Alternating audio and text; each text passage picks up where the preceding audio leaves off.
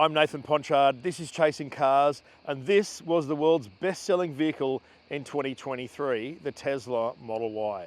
It sold more than 1.2 million globally, making it one of the very rare vehicles in history to sell more than 1 million in a year. Very few cars have done it. We're here to investigate what makes the Model Y so popular, should you buy one, what it's like against its competitors, or should you wait for the imminent 2025 update. Chasing Cars, honest reviews of your next car. Brought to you by The Model Y we have here is a long-range all-wheel drive. It's the mid-spec car.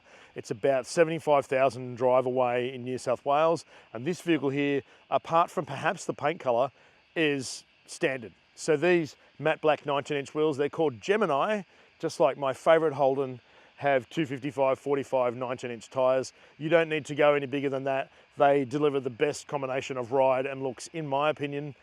The update in 2025, though, will change the details on this body. So the headlights, new bumper, new wheels, but what you think of the styling is really up to personal opinion. I like aspects of the shape. I love the blisters over the rear arches, those hips, they look cool. I love the door handles, even though they're not very practical. They are kind of concept car in detail. Frameless doors, they're always great, but this sort of goldfish bowl dome on top of the car, which does give a lot of headspace inside. You don't need all that space. It's like the Model Y is carrying its own baby weight on its roof, which makes it look a little bit Gumby, in my opinion. Let us know what you think. I feel like it should go on a juice diet and start taking Duramine and just sort of trim that belly down a little bit, but that's not going to change in the update. What you see is pretty much what you get. And at the back, it'll have new rear lights and all that sort of stuff. But more importantly, we want to know what this is like inside. The overriding first impression inside the Model Y's interior is vision. It is tremendous. With that goldfish bowl roofline, it gives you all of that glass above you, has UV tinting in it, but it doesn't do a very good job in hot weather, as we'll get to in a minute. Looking forward, the cowl is really low, has this lovely subtle curve across the front here, fabulous view forward, terrific view out the side through these frameless doors. The mirrors here sit on little horizontal pedestals, perfect view straight between the mirror and down near the front wheel there. It's just unimpeded, it is fabulous. The packaging too is pretty good as well. The doors will take full 1.25, probably even wedge in a 1.5 litre bottle, front and rear. We have dual wireless charging in here, which is again fairly rare for the class. We have proper door grabs on the doors here with these electric little pulse buttons on the top of them to open and close the door. Love that. Love the carpet lining in the doors too with these bins here. In the center here we have this quite deep bin here. It's got two USB-C ports subtly embedded in the wall in here. Got a pair of cup holders in here, another tray in here. Underneath that though, there isn't really very much because I think the plumbing going to the rear seat very much suited to this car's purpose as an Uber vehicle because it blasts air conditioning to the back when it's going there. That's all not really accessible. We also have 15-inch landscape touchscreen in the middle here, doing everything. Tesla was one of the first to do that, and they've done a pretty good job of perfecting it. It is still very much their own operating system. You either get it or you don't. It's actually easier to work now that everything else is kind of going to touchscreen. Us journalists are actually getting used to switching from car to car and learning these systems better. And I think the Tesla's one is relatively easy to learn. It doesn't have Apple CarPlay or Android Auto though. It is all embedded apps, and it does have Apple Music and all that stuff in here, but it needs a Wi-Fi connection and all that stuff runs itself. Now the speedometer is just a little icon up in the top right here. You can switch between the distance to empty, which is currently 417 kilometers, or the battery charge, 80%. Most of it is pretty easy, but you do need to use the screen to adjust the mirrors, adjust the steering wheel, open the glove box. You can use it to open the boot and the frunk at the front if you like, all that sort of stuff. The standard stereo in here is a 13-speaker system with a subwoofer and 2 amps, and it's outstanding. It doesn't have a name brand, but it doesn't need one.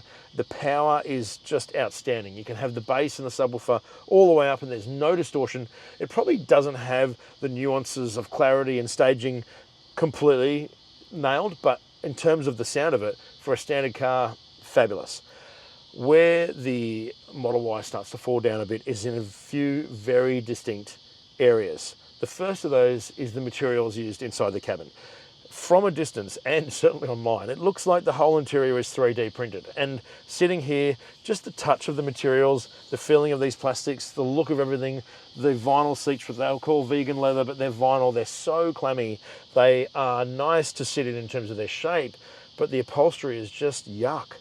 The suede lining in here and the carpeting in the doors, like I mentioned, that's all nice, but the rest of it is just not up to par, not at $75,000 drive away. And the Model 3 update really did address that significantly, so you can expect the 2025 update of the Model Y to basically junk every material in here and put something new in here. I feel like I should start my own organization called MEGA. It's Make American Interiors Great Again, because the Americans used to do awesome interiors, but this was either done by AI or by an engineer. It was not done by an interior designer, and it's junk. This plastic wood in here is just junk. It looks like Formica. I can think of a ton of 1970s and 80s very small cars that had fake wood in them that were nicer than what's in the Model Y. And also the air conditioning. It just, I don't know how the Californians deal with this car in California, but it just cannot keep up. It comes through this band in the dashboard here, and it's all electronic. You push the thing here and you can adjust the air vent distribution yourself and all that sort of stuff. But I've got it on 17 at the moment. I never run it at any more than 18. I rarely run it on auto because it's not blasting fast enough. It's currently on 3. If I hit auto and you hear this and the amount of noise that it produces, it just impacts the refinement of the vehicle. And when you want it to go to the rear, it actually feeds a lot of good air to the rear, but it almost halves the power of the air in the front, which says great for an Uber, but not so great when you're the driver sitting in the front of your own vehicle. Aside from the power of those rear air vents here in the back seat, being in the back is not as good as being in the front for a bunch of reasons. The first is that the seat is nowhere near as good as the front seats in terms of support. It still has that same clammy vinyl, and while it feels smooth, it is very clammy, especially in hot weather. I don't really have much under thigh support here. The seat is just generally pretty flat, which helps the backrest fold flat, but for the rest of the time when you're sitting in it, it just feels a bit short and flat. I do have a really good view though. The belt line's quite low. I can kind of see around this tombstone-ish seat in front. The roof though is a little bit like looking through bifocal glasses, and I should know, because it has a little bit of a distortion through it, and it's a little bit vaguely dizzying, I think, if you're sensitive to that sort of stuff. And combined with the heat soak through this roof, this interior can get extremely hot, seat-wise, claustrophobia-wise in terms of the air. Unless this is absolutely blasting air at you, it's a really hot place to be. We are in the car with a standard interior. You can option a black and white interior for $1,500 that makes all this whiter than an American's teeth. They are blindingly white, and it also makes that band in the dash, that's that awful fake wood, white, which just glares in your face. It's just unusual that a car that comes from California would have all these faults in something that really struggles in hot weather. As for the rest of it though, these seats, I know I've said the cushion's a bit short, but they're not too bad. They're definitely better than the middle seat here, though Tesla has given us a completely flat floor, and there's a cutout here underneath the console where the toes for the middle passenger can go. So in terms of its Uber suitability, it's really great. It still has proper door grabs in the doors. It can still just fit this 1 litre Camry bottle in here. It still has carpeting in the doors, has a pair of map pockets, has a pair of 2 USB-C ports there. It's kind of all here, but it is still very basic. It is not luxurious in any way, and it doesn't really feel like 75 grand's worth of EV. If you love a car with a huge boot, you are going to absolutely love the Model Y, because what's in here is one of the best aspects of this vehicle. What you see there is already huge, but it's like an Aladdin's cave. So the deeper that you dig, the more that you find. We've got a 12-volt outlet here. We've got 2 little electronic clips here where you just grip them, and both backrests go completely flat. That is 2,158 litres of space. And while it mightn't look quite like that, once you take out this stuff, you realise the boot is this deep. All this stuff hidden below the floor, plus these 2 huge bins down the side here, makes this Model Y really, it's unbeatable when it comes to luggage. It's like a baby wagon. It doesn't have a luggage cover, but then the tinting's so dark you can't see what's in there anyway. This is absolutely brilliant. No other EV can do this. Certainly that's the same size class as this car. It's not just the boot though in the Model Y that's huge. It has a 107 litre frunk. That's more than half the size of a Suzuki Swift's boot in here, which most EVs don't even have. It just has plastic lining in it. It's nothing fancy. It's all pretty durable, but it does have a full seal around here. So when the bonnet shuts, it completely seals that away from dust. One aspect of the Model Y that has aged really well is the way that it drives, and in particular, its performance. Now, this long-range all-wheel drive we're in here weighs just under 2 tonnes. It's 1,979 kilos. It has a 75 kilowatt hour battery usable. It has 378 kilowatts, 493 newton meters, a 0 to 100 claim in 5 seconds, which is pretty easy to beat, and this deliciously smooth, elastic punch, this accelerative urge that this car has, in none of that light switch fashion that is fairly common lately in a bunch of other newer EVs. This car still has a rounded edge, like a slightly polished edge on it. So sure, it's fast. You stomp on it and it throws you back, but it's still somehow softened a little bit. It has this sort of luxurious sophistication to the way that it goes, and it goes, that I find it feels really expensive in that department. The way that you drive sitting here with this amazing view, this really good driving position despite the fact with the clammy trim, even having the speedometer here just on the edge of the screen here, it's actually not so bad. I think that the speedometer, having it right there, helps your vision in a way, because you're not just looking directly down. It's almost like it's peripheral, like you're glancing over here on the road. It actually works, in my opinion. The one aspect of the Model Y that is a little bit contentious is the steering. I personally really like it, but it is very fast geared. It is just over 2 turns lock to lock, admittedly a big 12.1 meter turning circle, which is a little bit cumbersome, but the way that it turns in off center, its off center response, just when we're on the straight here, just here, is so sharp that I think perhaps 8, 9 out of 10 people might find it too sharp. Around town, it makes the car feel extremely agile, and when driven well, it's instantly on point, instantly poised in a corner, really great, but it doesn't necessarily work that well if you aren't a precise driver. I think that it's probably a little bit too sharp.